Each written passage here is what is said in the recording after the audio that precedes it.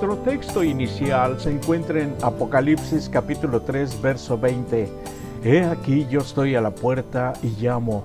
Si alguno oye mi voz y abre la puerta, entraré a él y cenaré con él y él conmigo.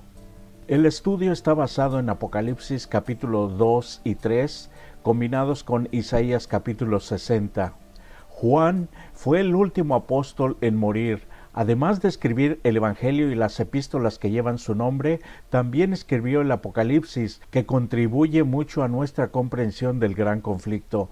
No obstante, nos concentraremos solo en su descripción de las 7 iglesias. Las estudiaremos desde la perspectiva de los destinatarios originales, a fin de obtener tanto de las palabras dirigidas a ellos como sea posible. Una cosa que se destaca es que Jesús personaliza su enfoque en cada iglesia. Todas tienen necesidades diferentes y Él satisface todas. Un desafío es que se muestran a estas iglesias luchando con su identidad, así como nos ocurre hoy. ¿Están todos sus miembros alineados con Jesús y listos para testificar a un mundo moribundo? ¿O están vacilando, tratando de parecer cristianos, pero privadamente sintiéndose más cómodos con los poderes de las tinieblas? Aunque nos veamos como la última de estas iglesias y aunque las circunstancias sean diferentes, hoy tenemos los mismos desafíos que ellas enfrentaron a través de los siglos. En Apocalipsis 2.1 se presenta a Jesús como sosteniendo 7 estrellas en la mano y caminando entre candeleros, mientras se dirige a la iglesia de Éfeso. Estos símbolos apuntan a realidades importantes. Los candeleros son las iglesias y las 7 lámparas son ángeles que guardan las iglesias. En otras palabras, hay una estrecha conexión entre las iglesias y el trono de Dios del cielo. Las iglesias tienen una parte vital que desempeñar en el gran conflicto. El mensaje a Éfeso comienza con una descripción de su carácter. Jesús está plenamente consciente de las fortalezas y las debilidades de ella. La felicita por sus actividades, su paciente perseverancia y su intolerancia frente a los falsos maestros que hay en su medio. Una clara advertencia de que no debe tolerarse falsas doctrinas en la iglesia. Parece que la iglesia de Éfeso, originalmente alistada por Dios para luchar contra la oscuridad, sufrió un contraataque de Satanás. Vino en la forma de apóstoles falsos, seguidores de Nicolás, tal vez uno de los 7 diáconos originales, pero que había formado un movimiento separatista. Cualquiera que haya sido su herejía, Jesús la aborrecía. El problema con la iglesia de Éfeso fue que había dejado su primer amor. La situación puede parecer desesperada, pero Jesús se especializa en resolver situaciones sin esperanza. Él anima a su pueblo en Éfeso a recordar de dónde ha caído y a volver a lo que hacía al principio. Este no es un llamado a considerar los buenos tiempos de antes, más bien es usar la experiencia pasada para guiarlos al futuro. Que has dejado tu primer amor. Perder la conexión con Jesús individualmente o como iglesia hace que nuestro amor a Dios se enfríe y se pierda la pasión por Dios y su verdadera causa. Jesús se presenta a la iglesia de Esmirna como el primero y el último, el que murió y volvió a vivir. Para la iglesia de Pérgamo, Jesús es el que tiene la espada aguda de 2 filos entre sus dientes. Los miembros de la iglesia en Esmirna también son conocidos por su duro trabajo. No obstante, no tienen mucho para mostrarlo, tal vez como resultado de una sinagoga de Satanás en su medio. En forma similar, los miembros de Pérgamo parecen estar aferrados a su fe, aun cuando el trono de Satanás está entre ellos. A la iglesia de Esmirna se le advierte que tiene por delante tiempos difíciles, incluyendo la cárcel y tal vez aún la muerte. En Pérgamo, algunos ya han sido muertos por su fe. Es importante notar que los tiempos difíciles tienen un límite en el tiempo, es decir, el mal no se le permite continuar más allá de cierto punto. Preocupa saber que Dios tenía unas pocas cosas contra la iglesia en Pérgamo. Aparentemente estaba tolerando en su medio a a agentes del enemigo que se habían infiltrado, les conquistaron su confianza, las desviaron de la verdadera doctrina de la Biblia y ellas las estaban guiando a su propia destrucción. Si su herejía continúa, Jesús vendrá en persona y peleará contra ellos con la espada de su boca. No obstante, en medio de estas advertencias, Jesús les da a ambas iglesias un gran ánimo: cuidar la pureza de la sana doctrina con las verdades reveladas en la Biblia nos salvaguardan del error en que muchos han caído. La introducción de Jesús a la iglesia de Tiatira revela tiempos llenos de pruebas y perplejidades para el pueblo de Dios. Las metáforas de los ojos como llamas de fuego y pies de bronce bruñido aparecen también en Daniel 10, donde el profeta ve a uno cuyos ojos eran como antorchas de fuego y sus pies como del color del bronce bruñido. Este ser le dice a Daniel que él ha estado luchando con el príncipe de Persia. En otras palabras, cuando la situación es oscura para su pueblo, Dios mismo influirá sobre los asuntos humanos, caminando entre las iglesias y desafiando a los líderes nacionales. Jesús se presenta a la iglesia de Sardis como el que tiene los 7 espíritus de Dios y las 7 estrellas. Aquí vemos a un Salvador que está activamente involucrado, alistando los poderes del cielo para dar seguridad a su iglesia. La descripción de estas dos iglesias produce profunda preocupación. Tiatira, aunque va mejorando, ha sido como Israel bajo la reina Jezabel. En forma similar, la gente de Sardis está espiritualmente muerta. Reconoce que hay muchos en Tiatira que no se han dado cuenta hasta qué punto el enemigo las ha engañado. Por eso, Jesús anima a las iglesias a retener la verdad hasta que Él venga. Pero también hay unas pocas personas en Sardis que no han manchado sus vestiduras. A estos fieles Jesús les promete una bendición especial. A Tiatira le promete darle la estrella de la mañana, que más tarde se afirma que es Él mismo. A Sardis le promete un lugar seguro en el cielo y que confesará su nombre delante de mi Padre y delante de sus ángeles. Retengan y arrepiéntanse, analicen sus vidas a la luz de la Biblia cada día, para que así retengan la fuerza de su fe, porque Jesús viene muy pronto. Comienza la descripción de la iglesia de Filadelfia con una felicitación por guardar las palabras de Cristo y por no negar su nombre, aun cuando sus fuerzas parecen ser muy limitadas.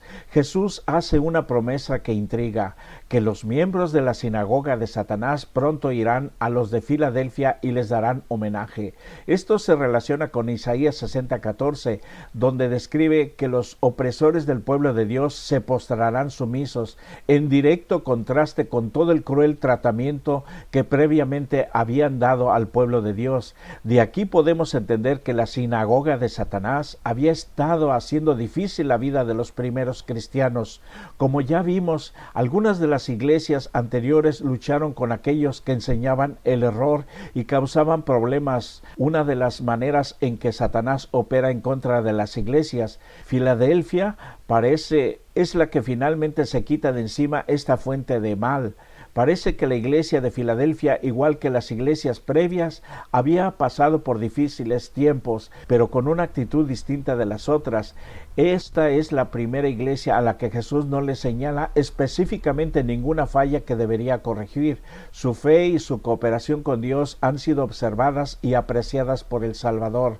Las promesas al vencedor en esta iglesia incluyen ser hecho un pilar en el templo de Dios, de modo que ya no necesiten entrar ni salir, y nombres nuevos que los identificarán plenamente como pertenecientes a Dios, tal vez porque ya se han identificado previamente con Él en todos los aspectos de sus vidas. También la Odisea recibe algunas descripciones de Jesús. El Amén, el testigo fiel y verdadero, el principio de la creación de Dios. Estas descripciones son aspectos claves de la divinidad de Cristo.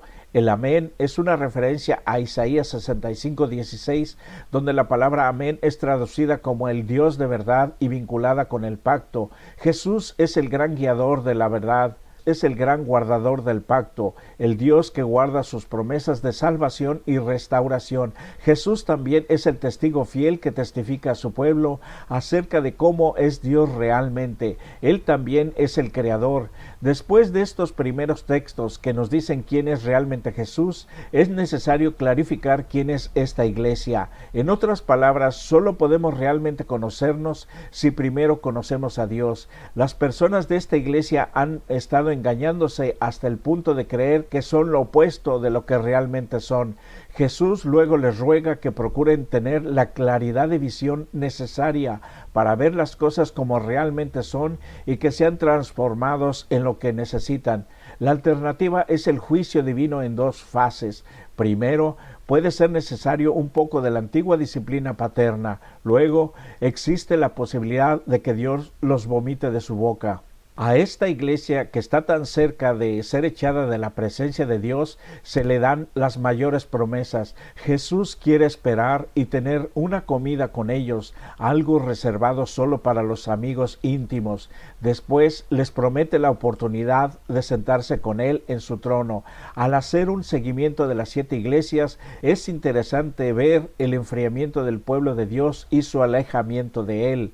Parece que, aunque la guerra ya está ganada, algunas personas todavía persisten en aferrarse al mal y a los poderes de las tinieblas. No hay duda de que, cuando miramos la historia de estas iglesias, se pone de manifiesto el gran conflicto que se expresa ahí y seguirá siendo hasta la segunda venida de Cristo. Elena de White escribió: puesto que la ley divina es tan sagrada como el mismo Dios, solo uno igual a Dios podría expiar su transgresión. Ninguno sino Cristo podría salvar al hombre de la maldición de la ley y colocarlo otra vez en armonía con el cielo. Cristo cargaría con la culpa y la vergüenza del pecado, que era algo tan abominable a los ojos de Dios, que iba a separar al Padre y a su Hijo. Cristo descendería a las profundidades de la desgracia para rescatar a la raza caída. La lógica es sencilla, la ley es tan sagrada como lo es Dios, por eso solo un ser tan sagrado como Dios podía expiar la transgresión de la ley. Cristo es Dios mismo. El sacrificio de Cristo se centra alrededor de la santidad de la ley de Dios. Por causa de la transgresión de la ley, Jesús tendría que morir por nosotros si habíamos de ser salvos. En realidad, la severidad del pecado puede verse mejor en el sacrificio infinito que fue necesario para expiarlo. Esa severidad habla por sí sola de cuán sagrada es la ley misma. Si la ley es tan santa que solo el sacrificio de Dios mismo podía responder a sus demandas, entonces tenemos allí todas las pruebas que necesitamos acerca de cuán exaltada es. Muchos que profesan esperar el pronto advenimiento de Cristo se están conformando a este mundo y procuran más fervientemente el aplauso de quienes los rodean que la aprobación de Dios. Son fríos y formales, como la iglesia nominal de la que hace muy poco tiempo se separaron. Las palabras dirigidas a la iglesia laodicense describen su condición presente perfectamente. Aunque estas palabras fueron escritas hace más de 150 años, también se aplican hoy a nosotros. Vivimos los tiempos más peligrosos de toda la historia humana, donde existen toda clase de líderes y engaños. Solo Jesús es la verdad y el camino hacia la vida eterna. Compare sinceramente estas revelaciones con sus líderes de hoy. Muchos aparentan piedad, pero si te fijas bien en sus frutos, están muy alejados de las verdades bíblicas.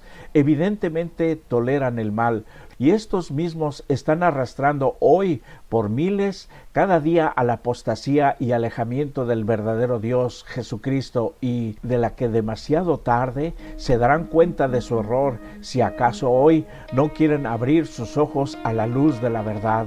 Nuevamente hoy, y me incluyo, por nuestra seguridad, vayamos a Jesús, que nos amó hasta su muerte de cruz por salvarnos, y nos recibe así como estamos, con sus brazos abiertos para perdonarnos y sellarnos como sus hijos.